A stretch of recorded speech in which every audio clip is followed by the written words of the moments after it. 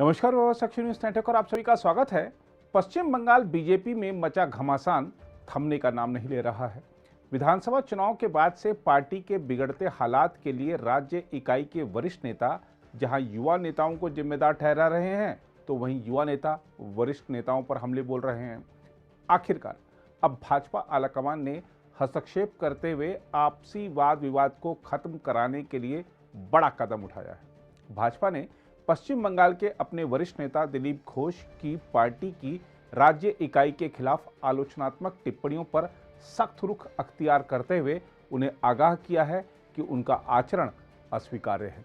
भाजपा ने दिलीप घोष को लिखे एक कड़े पत्र में कहा है कि उनकी आलोचनात्मक टिप्पणियों से न केवल पार्टी को नुकसान होगा, बल्कि यह उनकी अतीत की कड़ी मेहनत को भी निष्फल कर देगा। हम आपको बता दें कि पश्चिम बंगाल बीजेपी के पूर्व अध्यक्ष दिलीप घोष ने अपने उत्तराधिकारी सुकांत मजूमदार पर निशाना साधते हुए उन्हें ऐसा अनुभवहीन नेता करार दिया जो हाल ही में परिदृश्य में आए हैं। इसके बाद भाजपा के राष्ट्रीय महासचिव अरुण सिंह ने तीखे शब्दों में दिलीप घोष को लिखे पत्र में उन्हें सार्वजनिक मंचों पर पार्टी नेताओं के खिलाफ बोलने को लेकर आगाह किया है। अरुण सिंह ने कहा है कि यह पत्र पार्टी अध्यक्ष जेपी नड्डा के निर्देश पर जारी किया गया है। हालांकि दिलीप घोष ने दावा किया कि उन्हें अभी तक कोई ऐसा पत्र नहीं मिला है और उन्होंने इस बात पर आश्चर्य भी जताया है कि पत्र उन्हें मिलने से पहले ही मीडिया तक कैसे पहुंच गया। जहां तक इस पत्र की बात है तो इसमें भाजपा महासचिव अरुण सिंह ने कहा है कि इस तरह के बयानों से पार्टी की होने वाली गहरी पीड़ा और चिंता से वह दिलीप घोष को अवगत कराना चाहते हैं और आपको सलाह देते हैं कि पश्चिम बंगाल में या कहीं भी अपने सहयोगियों के बारे में सार्वजनिक मंचों या मीडिया में टिप्पणी करने से परहेज करें। अरुण सिंह ने पत्र में कहा है, इस तरह की टिप्पणियों से सिर्फ पार्टी को ही नुकसान होगा और अतीत में की गई आपकी खुद की मेहनत भी निष्फल हो जाएगी।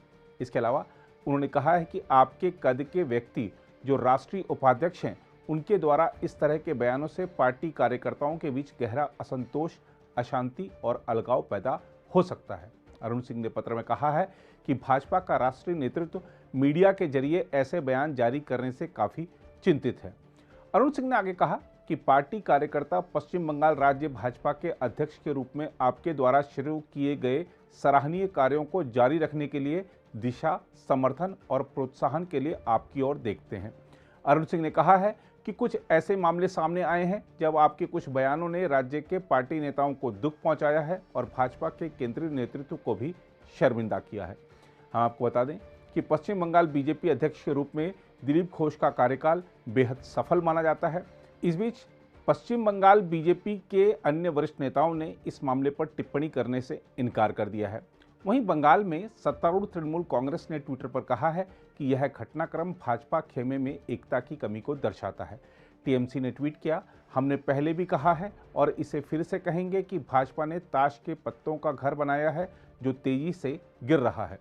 भाजपा के केंद्रीय नेतृत्व द्वारा दिलीप घोष की निंदा उनकी पार्टी में संगठनात्मक एकता की कमी की ओर इशारा करती है, ऐसा टीएमसी ने कहा। टीएमसी ने आगे कहा कि अपने रेत के महल को समुद्र से बचाएं।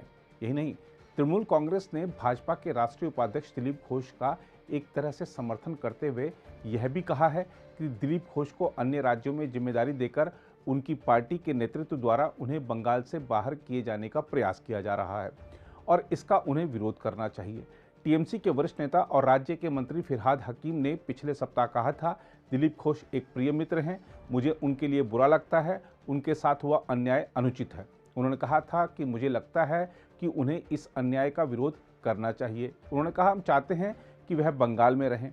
वहीं टीएमसी महासचिव कुणाल घोष ने कहा कि भाजपा नेता दिलीप घोष को पार्टी नेताओं के एक वर्ग द्वारा उन्हें दरकिनार किए जाने की चाल का विरोध करना चाहिए।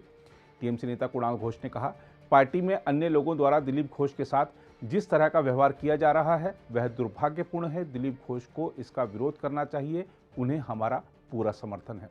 हालांकि दिलीप घोष ने टीएमसी नेताओं के बयानों को ज़्यादा तवज्जो नहीं दी और कहा कि अन्य राज्यों की जिम्मेदारी उन्हें या किसी अन्य नेता को सौंपने का निर्णय भाजपा की सामान्य कार्यशैली का हिस्सा है। उन्होंने कहा, यह कोई असाधारण निर्णय नहीं है। नेताओं और राष्ट्रीय पदाधिकारियों को अक्सर अन्य राज्यों में जिम्मेदारियां सौंपी जाती हैं। इसका मतलब यह नहीं है कि मैं पश्चिम बंगाल में संगठनात्मक मामले नहीं देख सकता। वहीं प्रदेश भाजपा के प्रवक्ता समीक भट्टाचार्य ने कहा है, टीएमसी जैसी क्षेत्रीय पार्टी कभी भी राष्ट्रीय पार्टी के कामकाज को नहीं समझ सकती है। उन्होंने कहा, जो लोग किसी राष्ट्रीय पार्टी के कामकाज को नहीं समझते हैं और कभी भी किसी अखिल भारतीय पार्टी का हिस्सा नहीं रहे हैं, वे इस तरह की टिप्पणी करते हैं।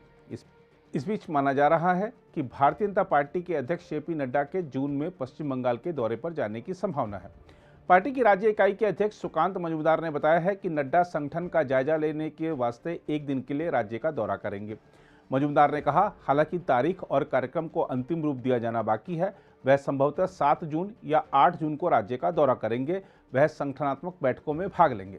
हम आपको बता दें कि नड्डा का दौरा भाजपा के प्रदेश उपाध्यक्ष अर्जुन सिंह के तृणमूल कांग्रेस में वापस शामिल होने के कुछ दिनों बाद होने जा रहा है। केंद्रीय गृह मंत्री अमित शाह ने पिछले महीने की शुरुआत में पश्चिम बंगाल का दौरा किया था और राज्य इकाई से तृणमूल कांग्रेस का मुकाबला करने के लिए संगठन को मजबूत करने की दिशा में काम करने को कहा था। लेकिन अमित शाह के दौरे के कुछ दिन बाद ही सांसद अर्जुन सिंह पार्टी छोड़ गए थे। अब देखना होगा कि नड्डा की प्रस्तावित यात्रा क्या भाजपा की राज्य इकाई की अंदरूनी कलह को दूर कर पाती है। अगर आप भी लेना चाहते हैं देश दुनिया की तमाम जानकारी तो आज ही सब्सक्राइब करें हमारे चैनल को। साथ ही नीचे दिए बेल आइकन को जरूर दबाएं ताकि हर अपडेट आप तक पहुंच सके।